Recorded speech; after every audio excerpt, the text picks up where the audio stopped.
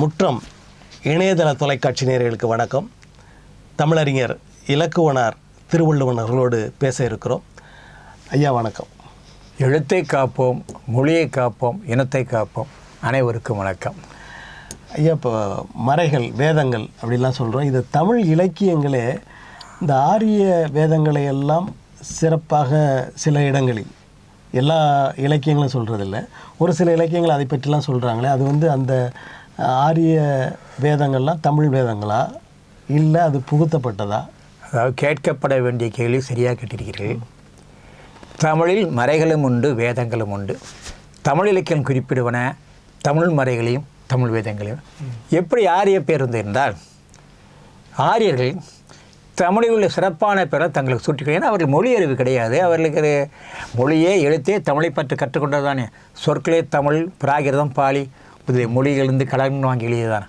ஆகவே அவர்கள் என்ன செய்தார்களா, எது எது உயர்வாகவும் சிறப்பாகவும் சொல்லப்படுகிறோம் அந்த சொற்களை தங்களை எடுத்துக்கட்ட சொன்னார். அது அவங்களோட எடுத்துக்க ஐயர் என்ற தலைவர் என்றும் அரச மரபினர் என்றும் பொருள். அந்தர் என்றார் அறவழியில் செல்லக்கூடியவன் அந்தனர். ஆமாம். அடுத்தபட்டு பார்ப்பா என்ற ஆராய்ச்சியாளர். இதெல்லாம் தங்களுக்கு சுட்டி கொண்டார்கள். அதாவது ஒரு வெளிநாட்டிற்கு செல்ல ஒரு நாட்டுக்கு செல்லும்போது அங்குள்ள ஐயர்களை வழக்கு எடுத்துக்காட்ட சொல்ல வேண்டாம். ஐரோப்பிய கிறிஸ்தவர்கள் வந்தார்கள். ஐரோப்பியர்கள் என்ன செய்தார்கள், தங்கள் ஐயர் என்ற பெயரை சூட்டி கொண்டார்கள். எனவே தான் கால்டவுல் ஐயர் போப்பையர் என்றார்கள். அதே ஆனால் இவர்கள் வெறும் அந்த பெயருக்கு மட்டும் சுட்டி கொள்ளவில்லை. தமிழில் சொல்லக்கூடிய ஐயர் என்ற சிறப்பெல்லாம் தங்களுக்குரியது என்று சொல்லிவிட்டார்கள். அது சாதியாக சொல்லிவிட்டு தங்களைத்தான் சொல்வதாக இன்றைக்கு சொல்லிக் கொண்டிருக்கிறார். ஆக இதன் காரணம் ஆகிவிட்டது, இந்த ஐயர் போன்ற சிறப்பெல்லாம் அவர்களுக்கு வந்தாகிட்டு. அப்படி அல்ல. எடுத்துக்காட்ட சொல்ல வேதத்துக்கு நீ வேதத்தை பற்றி கேள்விட்டல்வா. வேதம் என்பது ஆரிய வேதம் என்பது 4 வேதம் என்று சொல்கிறார். அந்த 4 வேதம் எப்பொழுது வந்தது? இருக்கு எதிர் சாமதர் வேதம் கிபி 2ஆம் நூற்றாண்டில் ஓரளவு வேதமே வருகிறது. கிபி 2ஆம் நூற்றாண்டில் தான். பின்னால் தான் வேதம் ரிக்கு எதிர் சாம அதற்கு கடைசியாக தான் வருகிறது. ஆனால் அந்த வேதங்கள் குறைபாடுடையன.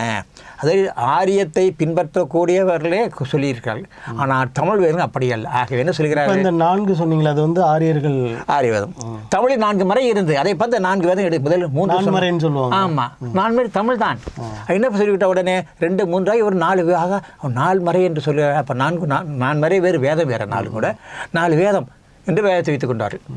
எப்படி ஒரு நெட்டிமையார் ஒரு புலவர், புறநானூற்று புலவர், அவர் என்ன சொல்கிறார் என்றால், குற்றமில்லாத வேத நெறி என்கிறார், புறையில் நற்பணுவ வேதம் என்கிறார். அதாவது புறையில்னா குற்றமில்லாத வேதம் என்கிறார். இன்னொன்று, தொல்காப்பியர் காலத்து அந்த அதங்கொட்டாசன் கேள்வி, நான்மறை முற்றி அதங்கொட்டாசன், அவர் தான் அவை தலைவராக இருந்தார். அவர் நான்மறை முற்றி அதங்கொட்டாசன் இருக்கிறார். அவர் வேதங்களை அறிந்தவர். சார் பிராமணர்னு கதை கட்டிவிடார். பிராமணர் கிடையாதவர். என்ன வேதங்களை அறிந்தவர்கள். தொல்காப்பியரை வேதத்தை அறிந்தவரது தலைமையில் தான் தொல்காப்பியத்தை அரங்கேற்றியிருக்கிறார். இவரும் வேதம் அறிந்தவர் என்று கதை கட்டுவார். ஏன் கதை கட்டுவார்னு சொல்லுமா, அந்த காலத்தில் இப்பொழுதும் அப்படித்தான். வேதத்தை படிப்பவனுக்கு பக்கத்தில் உட்கார்ந்தால் கூட உட்கார்ந்தவனின் பின்பகுதி அறுத்தறிய வேண்டும். அதை கேட்ட காதை அறுத்து வெறிய வேண்டும், ஊசியை அதை ஈயத்தை காய்ச்சி ஊற்ற வேண்டும் என்றெல்லாம் சொல்லிக் கொண்டிருக்கார்கள். ஒரு வலைப்பு தமிழும் வேதமும் தமிழ் வேதாஸ் என்று இருக்கிறது, இப்பொழுது இருக்கிறது. அதில் எழுதுகிறார்கள், அந்த 4 வேதங்களையும் யார் சொல்ல முடியும் என்றால், பிராமணர் சத்திரியர் போன்றவர்கள் சொல்ல முடியும். 3 சாதியை சேர்ந்தவர்கள். கால்டுவெல் போன்ற மிலேச்சர்கள் சொல்ல முடியாது. அவர் எழுதுகிறார்கள், இன்றைக்கு 20ஆம் நூற்றாண்டு 21ஆம் நூற்றாண்டிலே கால்டுவெல் போன்ற வேதத்தை சொல்ல முடியும் என்றால் 3000 ஆண்டுகள் முற்பட்ட அப்பொழுது எப்படி அதங்கோட்டாசன் வேதத்தை படித்திருப்பார். ஆக அங்கே புகுத்தப்பட்டது தான். புகுத்தப்பட்டது 4 மறை தமிழ் மறையக்குரியதா. தமிழில் மறை என்பது வேறு. அவன் சொன்ன மறை எப்படி சொல்ல வேணும்னா, மறை என்பது அதாவது அந்த சொல்லிலே மந்திரம் இருக்காது, உட்பொருளாக இருக்கு, வெளிப்படாக இருக்காது. அதை மறைத்து வைத்து மந்திரத்தில் குடிக்கிறார். மறைக்கப்பட்டது. ஆமாம், அவர்கள் பிற வகுப்பாரிடம் மறைப்பது அப்படி. அது வேதம் இருக்கிறதா. இந்த 4 வேதங்கள் நீங்கள் பார்த்து ரிக்வேதத்தை பார்த்து என்றால், வேதம் என்ற சொல்லி அது இல்லை, ஒரே ஒரு இடத்தில் வருகிறது. அது இன்றைக்கு சொல்லக்கூடிய அறநூலின் நன்னெறி என்று அந்த பொருளை வரவில்லை வேதம் என்பது. ஆக இப்படி வேதம் என்று இல்லாத அந்த வேதத்தை வைத்து கொண்டு தான் வேதம் ஆரியருக்குரியீர்கள். ஆக அது மட்டுமல்ல, நச்சினார்க்கினியரே மறை வேறு வேதம் வேறு என்று எழுதியிருக்கிறார். அவரும் இந்த ஆரிய வேதங்கள் வேறு தமிழ் வேதங்கள் வேறு குறிப்பிட்டார். ஏன்னா இவையெல்லாம் பின்னால் வந்தவை. கலித்தை கடல் வாழ்த்தை விளக்கம் முழு குறிப்பிடுவார் அவர். இவரெல்லாம் முற்பட்ட தமிழ் மறைகள் தமிழ் வேதங்கள் இவர் பின்னால் வந்தனே குறிப்பிடுகிறார். இத்தகைய நச்சினார் கையில் ஒரு ஆரிய சார்புடைய உரையாசிரியர் அவரே குறிப்பிடுகிறார். இந்த வேதமும் மறையும் தமிழுக்குரியதே. ஒரு 4 மறையும் 4 வேதமும் தமிழில் எடுத்துக்கொண்டு அவர்கள் நான் வேதம் சொல்லிக் கொண்டார்.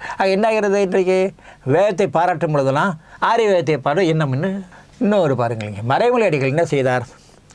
அவர் இயற்பெயர் என்ன? வேதாச்சலம்.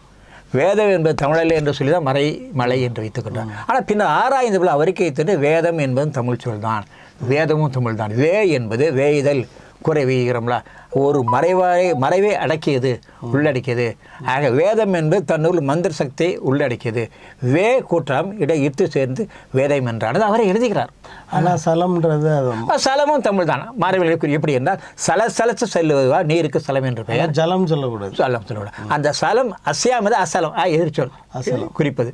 அசலம் என்ற அதாவது சலசல செல்வது நீர், அசலம் என்றால் செல்லாத நிலையாக நிற்பது மலை. அதனால் மறைமலடிகளே வேதத்தை விளக்கிறார். இந்த வேதல் என்ற அடிப்படையை சொல்லி வேதம் தமிழ் சொல் என்று சொல்கிறார். ஆக இந்த வேதம் என்பது தமிழ் சொல். தமிழ் இலக்கிய குறிப்பிட்ட வேதமெல்லாம் தமிழ் தான். அது மட்டும் இல்லை, திருஞான சம்பந்தரை எடுத்துக்கொள்ளுங்கள். திருஞான சம்பந்தர் ஒரு சடங்கு, பூணூல் சடங்கு நடக்கிறது. அவருக்கு வேண்டிய சில உறவினர்கள்லாம் சமஸ்கிருத வேதத்தை உதவிட்டார்கள். இவரோ நாளும் இன்னிசையால் தமிழ் பாட ஞான சம்பந்தம். அவர் உடன்பாடு கிடையாது. என்ன செய்துட்ட உடனாக ஆனால் அப்படிப்பட்டவர் பூணூல் போடுறாரு. அது பின்னால் கதை கட்டி எனக்கு சந்தேகம். சிறுகாசமாக தமிழராக இருக்க முடியும் சந்தேகம் எனக்கும். ஆளுடைய பிள்ளை என்றார்களா, பிள்ளை என்ற சின்ன பையன் என்று சொல்லியிருப்பார்கள். ஆளுடைய பிள்ளை என்று குறிப்பிட்டார்களோ அவர் திராவிட சிசை என்கிறார் திருஞான சம்பந்தரை. இப்படி பிராமண திராவிட சிசை என்பார்கள். அவனுக்கு தமிழனுக்கு பெருமை வரவும் தாங்காமல் சொல்லியிருக்கலாம். அவர் என்ன சொன்னார் திருஞான சம்பந்தர்? அவருக்கு குற்றமில்லா தமிழ் வேதங்களை உதவி நடத்தினார். அது பெரிய இவரை குறிப்பிட்டார். நமக்கு பெரிய சேக்கலாரை குறிப்பிடுகிறார். ஆக அந்த ஆரிய வேதத்தை தூக்கி எறிந்து விட்டு புறக்கணித்து விட்டு தூய தமிழ் வேதங்களை அவர் சொல்லுகிறார். திருஞான சம்பந்தர் காலத்திலேயே இருக்கிற, இடைக்காலத்திலேயே. ஆக தொன்று தொற்று அல்ல, இடைக்காலத்திலேயே வந்திருக்கிறது. ஆக என்ன செய்கிறது? தமிழ் வேதங்களும் தமிழ் மறைகளும் தூயவை, பாதுகாப்படவை. ஆரிய வேதங்கள் அப்படிப்பட்ட இல்லை. ஏன் காரணம் என்றால் நீ ஒவ்வொரு வேதத்தையும் பல தவறான சொல்லியிருக்கிறன. எப்படி என்றால் ஆட்டுடனும் காளை மாட்டுடனும் உறவு கொண்டதாக இருக்கின்றது, அல்லது அண்ணன் தங்கை உறவி இருக்கிறது, அல்லது யாரோ அதாவது முறையான கணவன் அல்லது மனைவிக்கு இல்லாத வேறு சொல்லிடம் பிறப்பது போலலாம் இருக்கிறது. இவையெல்லாம் வேதங்கள் குறிப்பிடுன. அது எப்படி வேதமாக இருக்க முடியும்? ஆமாம், தமிழ் வந்து ஒழுக்கத்தை வலியுறுத்துவது. அது ஒழுக்கமற்றது. சொன்னால் தான் கிருஷ்ணன் வரல, அப்படித்தான் அது. இவற்றை அந்த நீங்கள் எந்த வேதங்கள் ஒவ்வொரு வேதமும் ஒவ்வொரு வகையில் இப்படிப்பட்ட ஒழுக்கக்கேட்டையை சொல்லுகிறது. சில அறிஞர் எழுதியிருப்பார், இந்த வேதங்களும் ஆரிய நூலும் மிக மிக இலிகாம் அது ஆபாசம் அப்படி இருந்தவை என்று. அப்படி தான் இருக்கின்றன. ஆனால் தமிழ் அப்படி அல்ல. சிறப்பான தமிழ் மறைகளையும் தமிழ் வேதங்களையும் போற்றி கொண்டு சிறப்பில்லா தமிழ் அந்த ஆரிய மறைகள் ஆரிய வேதம் தூற்றுவதாக இலக்கியம் இருக்கிறான். ஆனால் அவர் தூற்றவில்லை. ஏனெனில் அவன் பாட வெளிநாடு எப்படியும் தொற்று தருகிறான். நான் நம்மை போற்றும் என்பதற்காக தமிழை பற்றி போற்றி சொல்கிறார். தத்தர் என்பவர் வரலாற்று அறிஞர். அவர் என்ன சொல்கிறார் என்றால், அதர்வண வேதம் ஒரு வேதமாக ஒப்புக்கொள்ளப்பட்டு 4 வேதங்கள் என்ற எண்ணிக்கை வந்து மிக மிக பிற்பட்ட காலத்தில் இது நமது நச்சினார் கேட்கறதுக்கு ஏற்றாக இருக்கிறது.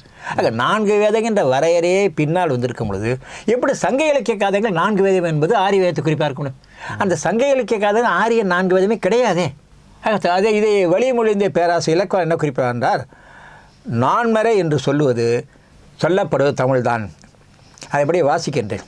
ஆதலின் நான்மறை என்பது தமிழ் நான்மறையாகத்தான் இருத்தற்கூடும் என்பது எத்துணையும் ஐயமென்று. ஆதலின் ஆரிய மறைகள் 4ஆக வகுக்கப்பட்ட பின்னரே தொல்காப்பியர் வாழ்ந்திருக்க வேண்டும் என கருதி அவர் கிபி 2ஆம் நூற்றாண்டு பிற்பட்டவர் என்று சொல்வது தவறு. அதாவது ஆரிய வேதம் கிபி 2, இன்னும் தொல்காப்பியர் 2 என்று சொல்லுவார்கள். அப்படி தவறு என்று சொல்வதற்காக இவர் சொல்லுகிறார். அப்படி இல்லை என்பதை இவர் சில தொல்காப்பியர் முற்பட்டவர். அவர் வந்து கிமு 1000 வரைக்கும் இருக்கணும். ஒரு அறிஞரெல்லாம் கூட கிமு 711 முடிவெடுத்திருக்கிறார்கள். முற்பட்டவர். அந்த காலத்தில் ஆரியங்கள் எழுத்தே இல்லையே. தமிழை பார்த்தா எழுத்தை கற்பித்து கொண்டார்கள். பின்னால் கதை கட்டி தனக்கு தொன்மையான காட்டிக்கொண்டார். இங்குள்ள அறிவை கடன் வாங்கி இல்லை, திருடி அறிவாளிகள் என்று காட்டிக்கொள்ளும். அதாவது பிராமணர்களே குறிப்பிடுகிறார்கள். எப்படி என்றால், இந்த ஓலைச்சுவடையை எப்படி எடுத்து எப்படி அதை வந்து மண்ணில் எந்த வகையில் பதிவித்தால் அது பழைய ஓலைச்சுவடையாக காட்டும். அதாவது தமிழில் இருக்கிற நூல்களை எடுத்து சமஸ்கிருத மொழிபெயர்த்துக்கிறது. தேயிலத்தூள்ல அந்த சோப்பு சாயம் சேர்க்குற மாதிரி அதான் மொழிபெயர்த்து கொண்டு பின் மண்ணில் புதைத்து வைத்துட்டு பிறகு எடுத்துட்டு ஆகா இதோ ஒரு வேலை சுவடி இருக்கே பார்த்துட்டு அடா இந்த கருத்து தமிழ் இருக்கே இதற்கு முதன்மையானது தொன்மையானது இதே பார்த்து தமிழ் எழுதிவிட்டா என்று கதை கட்டுவது வரலாற்று தெரிவு. ஆமாம், பதியமார் கலைஞர் போன்றது அதாவது நடுநிலையான அறிஞர்கள் தான் சாதி மத வேறுபாடு என்று உண்மையை சொல்லியிருக்கிறார். நீலகண்ட சாஸ்திரி சில இடத்துல சொல்லியிருப்பார், சில வேறு மாதிரி சொல்லியிருப்பார். ஐயா, இப்போ இந்த வேள்வின்ற ஒரு வார்த்தை இருக்குது, அது என்னது நிறைய யாகம் பண்ணுறாங்க, அதில் வேள்வின்னு சொல்கிறாங்க. இது தமிழா அல்லது வேறு? வேள்வி என்றால் வேட்டல் விரும்பு என்ற அடிப்படை வந்து சொல்லுது. தமிழ் வெளி பூ வெளி, அதாவது பூக்களை அடிப்படையாக கொண்டு செய்யப்பட்டது. பூச்சொரி பூசை என்றால் என்ன? பூவால் செய்யப்படுவதுதான். பூ சொரிந்து செய்வது பூசை. ஆனால் அந்த பூ ஜெயின்னு மாற்றிட்டாங்க. அது சகரத்து சகரம் மாற்றிக்கொள்ளுது பல பொருள் என்ன அப்படி நிறைய சொல்லலாம். ஆக இது வந்து பூ வேள்வி, அவர் செய்வது உயிர்ப்பலை வேள்வி. உயிர்களை அந்த வேள்வி தீயில இட்டு அதை கொன்று சாகடித்து செய்யக்கூடிய வேள்வி. ஆக அந்த வேள்வி தமிழ் உடன்பாட்டில் வள்ளுவரை குறிப்பிட அல்லவா, அவி சொரிந்து 1000 வேட்டலே உண்டன் உயிர் செகுத்து உண்ணாமை நன்றேன்னு. ஏன்னா அந்த வேள்வி தீயில உயிர்களை மான் குதிரை போன்ற உயிரெல்லாம் பலியாக்கி செய்வது ஆரிய வேலி. தமிழ் வேலி அப்படிப்பட்டதல்ல. ஆக தமிழ் வேலியை பாராட்டினால் அதை எடுத்துக்கொண்டு ஆரிய வேலியை பாட்டாக சொல்லிவிடுவார். ஆனால் நம்ம இன்று வரும்பொழுது ஏதேனும் ஒரு இடத்து இலக்கியம் பாராட்டி இருக்கின்றால் அது எதை பாராட்டுகிறது? தமிழ் வேள்வியா ஆரிய வேள்வியா என்பதை பார்த்துக்கொள்ள வேண்டும். அப்படி பார்த்தோம் என்றாலும் தெரிய வரும் உங்களுக்கு. காசு பிள்ளை அவர்கள் கூட எழுதியிருக்கிறார், தமிழ் 4 மறை, தமிழ் வேத மறைமல் எழுதி பலர் எழுதியிருக்கிறார்கள். சுப்பிரமணியன் என்ற ஒருத்தர் வந்து கற்றை நூல் வெளியிட்டிருந்தார். இது வேறு, அது ஏதாவது 4 மறை எனப்படும் தமிழ் மறை தான். அது தமிழ் பல்கலை பாராட்ட விருதை கொடுத்தீர்கள். ஆக நாம் அடிப்படை சொல்ல வேண்டும், தமிழ் 4 மறை வேறு, தமிழ் வேதங்கள் வேறு, ஆரிய வேதம் வேறு, ரெண்டையும் நாம் முடிச்சு போட்டுக்கொண்டு ஒன்றாக எண்ணக்கூடாது. ஐயா, இப்போ ஆரிய வேதத்துக்கு சாம வேதம், அதர் வேதம், ருக்கு வேதம், யஜுர் வேதம்லாம் சொல்கிறாங்க. இந்த நம்ம தமிழ் வேதங்கள் 4ன்னு சொல்லுங்க, 4 மறை, அது என்னென்ன? அது மிக பழைய காலம் என சரியாக தெரியவில்லை. ஒவ்வொருவருமா எழுதுகிறார்கள். அந்த உடன்பாடாக இல்லை சார். நான் கருத்தை சொல்ல எப்படி எது அடிப்படையாக இருக்க வேண்டும் என்று. ஆனால் 4 வேதங்கள் இருந்திருக்கின்றன. இந்த 4 மறை தமிழ் மறைகளில் ஒவ்வொருத்தரும் ஒன்றா சொல்கிறாங்க அப்படின்லாம் சொல்கிறீங்க. அதாவது அந்த 4 மறைகளை ஏற்கனவே வெவ்வேறு மாதிரி சொல்கிறாங்க, அதை சரியான முடிவுக்கு வர முடியலன்னு சொல்கிறீங்க. இப்போ அதை பற்றி சொல்கிற புலவர்கள் நிறைய பேர். இப்போ சொன்ன பார்த்தீங்களா, அவர் சுப்பிரமணியம் என்ற அரசு விருது கொடுத்த அரசு எல்லாம் தமிழ் பல்கலைக்கழகம். அது போன்று செந்தமிழ் வெளிச்சதரர் என்று அழைக்கப்படுகிற முதுமுனைவர் சத்தியவேல் முருகன் அவர் தமிழரின் வேதம் எது, ஆகமம் எது, அறத்தமிழ் வேதம் என்ற 2 நூல்களையும் விட தமிழ் மறைகளையும் ஆரிய வேதம் ஒப்பிட்டு இது உயர்ந்தது அது தாழ்ந்தது என்று எழுதியிருப்பான். நடைமுறைகளையும் தமிழ் சார்ந்த அந்த திருமணங்கள் எல்லாத்தையும் நடத்தி வைக்கிறது. ஆமாம், நடத்தி வைக்கின்றேன். என்ன சொல்கிறேன்டா, இப்பொழுதும் எழுதி கொண்டிருக்கேன். ஆனால் அந்த கருத்துக்கள் அதிகமாக பரவவில்லை. நாம் எப்பொழுதுமே தமிழுக்கு எதிரான கருத்தை பரப்பிக்கொள்வோம். தமிழ் என்று பேசப்படுபவர்கள் தங்கள் இதழ்களிலேயே தமிழுக்கு முதன்மை கொடுப்பது கிடையாது. அதுதான் காரணம். அவர் நல்ல அதை நிறைய பேசுகிறார். இவர் நிறைய சொல்லலாம். நம்ம தெய்வநாயகம் என்ற ஒருவர் இருக்கின்றார், கேள்விப்பட்டிருக்கிறார். ஆமாம், அவர் தமிழ் திராவிடம் என்று சொல்லிக் கொண்டிருக்கிறார். அவர் இப்படி தமிழ் என்று சொல்லி அவரே கூட எப்படி வேறுபாடு கொண்டு எப்படி தமிழ் வேதங்கள் மறைகள் சிறந்தன என்பதை எழுதியிருக்கின்றார். நல்ல உணர்வுள்ள படித்த நன்கு ஆராய்ந்த தமிழறிஞர்கள் தமிழ் மறையும் தமிழ் வேதம் வேறு, ஆரிய மறையும் ஆரிய மதம் வேறு, இலக்கியங்களில் குற்றமில்லாத தீங்கு இல்லாத நன்னெறி என்றால நல்ல அடைமொழியிடம் குறிக்கப்படுவன தமிழ் மறைகளும் வேதங்களும், குற்றம் உள்ளதாக குறிப்பிடக்கூடியவை அல்லது கழித்து கட்டக்கூட ஒழித்து கட்டவிட குறிக்கப்பட்டவை ஒழுக்கமற்றவை ஆரிய வேதம் இருக்கிறது. அது நமக்கு ஒத்துக்கலைடா. அது வந்து ஏதோ ஒரு ஜாதி அடிப்படையிலோ வேறு அடிப்படையிலோ சொல்லவில்லை. கால்புரட்சியில் நான் முன்னோர்கள் சொன்னதை சொல்லிக்கிறோம். முன்னோர்கள் சொன்னது மெய், பொய்யல்ல. இப்போ இந்த சமஸ்கிருதத்தில் பாலி மொழி முக்கிய பங்காற்றுதா? ஆமாம், பாலி பிராகிருதம் தமிழ் 3ம் கலந்து தான் சமஸ்கிருதம். பிராகிருதம் வந்து தமிழுக்கு முந்தியது, பிராகிருதம் வந்து தமிழ் சார்ந்ததுன்னெலாம் சொல்கிறாங்களா? அது இல்லை, பிராகிருதம் தமிழுக்கு பிற்பட்டது. ஆனாலும் ஒரு சமஸ்கிருதத்துக்கு முற்பட்டது. சமஸ்கிருத மொழியை விட மூத்த மொழி பாலியும் பிராகிருதமும், தமிழை விட பின்தங்கிய மொழி. நாம் இன்னொன்று பாருங்களேன், வடமொழி என்று என்ன எண்ணிக்கொண்டிருக்கிறோம்? சமஸ்கிருதம் வடமொழின்னு எண்ணிக்கணும் அல்ல.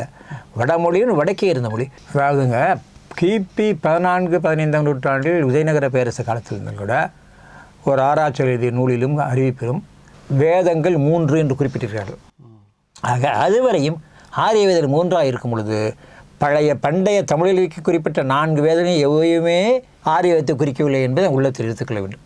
எந்த இடத்திலும் வழியாக அதுவரை வரிசையாக பார்த்துக்கொண்டே வந்தவென்றால் நச்சினார் காலமாகட்டும் பின்னர் காலமாகட்டும் யாராக இருந்தாலும் பாருங்களே. அதே மாதிரி தமிழ் வேதங்களை சிறப்பாக குறிப்பிடுவது யார் என்று கொண்டால் திருஞான சம்பந்தர் எடுத்துக்காட்டாக சொன்னோம். அது மட்டுமல்ல, ஆரியர்களே இப்போ ஆரிய வேதம் ஒப்புக்கொள்வது என்று ஒரு சான்றா என்ன சொல்வார்கள் என்றால், அந்த ஆவணை விட்டம் பூணூல் அணிவதை பூணூல் கல்யாணம் என்று சொல்ல பார்த்தீங்கன்னா சிலர் ரிக்கு வேதம் 4 என்று சிலர் யஜு சாம அதருண 4 வேதத்தில் மாறி மாறி செய்வார்கள். ஏன்னா அவர்களுக்கே முழுமையாக உடன்பாடு இல்லை. இப்போ இவ்வாறு ஆராய்ச்சி எழுதியிருக்கிறார்கள். இப்படிலாம் இருக்கிற என்பதற்காகவே எழுதுகிறார்கள். எதுக்காக எழுதுகிற எல்லாரும் உண்மை ஒன்றா தானே இருக்கணும். ஆமாம் ஆமாம், 4 வகையாக இருந்தால் நல்லா இருக்காது. உண்மை அதான் நீங்கள் சொல்ல உண்மைங்கிற உண்மை தான் உங்களுக்கு. பயன்பாட்டு அடிப்படையில் பார்த்தாலும் சரி, பயன்பாடுனா சங்க இலக்கியங்கள் எல்லாம் தமிழ் வேதங்கள் பயன்பாட்டில் இருந்தால் இந்த ஆரிய வேதங்கள் பயன்பாட்டில் அடிப்படை பார்த்தாலும் சரி, நெறிகள் சார்பாக பார்த்தாலும் சரி, ஆராய்ச்சி அறிஞர்கள் நூல்கள் அடிப்படையாக பார்த்தாலும் சரி, அல்லது இலக்கியவானல் குறிப்பிட்ட அடிப்படையில் பார்த்தாலும் சரி, அதுக்கு பழைய இலக்கியமாகட்டும் பெரிய புராணமாகட்டும் எது பார்த்தாலும் சரி, தமிழ் வேதமும் ஆரிய வெவ்வேறு. நாம் தமிழ் வேதங்களை அறிந்து போற்ற வேண்டும், ஆரிய வேதங்களை உதறி தள்ள வேண்டும். வேதத்தை பற்றி விரிவாக எடுத்து சொன்னீர்கள்.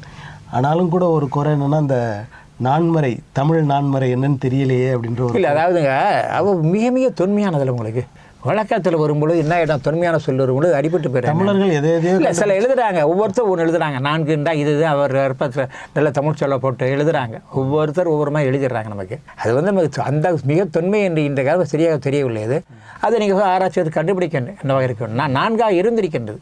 உலக வழக்கில் போல் 4 வேதாக இருந்திருக்கு. 4 வகை அது இப்போ குறிஞ்சி முல்லை மருதம் 4 இருந்தது, பாலிசத்து 5. அந்த 4 நமக்கு தெரியுது 4 வகைப்பாடு. அந்த 4 அடிப்படையிலேயே கூட 4 வேதம் இருக்கலாம். அந்த பாலைன்றது பிற்காலத்தில் தான் அது குறிஞ்சியும் முல்லையும். அது மருதம் கிடையாது. மருதம் வயல் சார்ந்த பகுதி. அது பாலையாக மாறாது. குறிஞ்சியும் முல்லையும் முறைமையில் தெரிந்து பாலையாகிறது என்று சொல்லுங்கள். அப்படி தான் மாறுகிறது. ஆக ஒருவேளை நினைக்கிறேன் இந்த 4 பாகுபாட்டுக்கிற ஒவ்வொரு நிலத்து மக்கள் ஒரு நெறியை பின்பற்றி ஒரு நான்மறையாக இருந்திருக்கலாம். எனக்கு கருத்து. நான் இதாக சொல்லவில்லை, அப்படி இருக்கலாம், தெரியவில்லை. ஆக நீங்கள் சொல்ல சரிதான். இல்லையே யாரோ ஆராய்ச்சியாளர்கள் கண்டுபிடிக்கலாம். பழைய ஓலைச்சொல்லாம் பார்த்து கிடைக்க பார்க்கலாம். எப்படி பார்த்தாலும் நாம் வேறுபடுத்தி உண்மை அறிந்து பின்பற்ற வேண்டும். உங்கள் விளக்கங்களுக்கு நன்றி.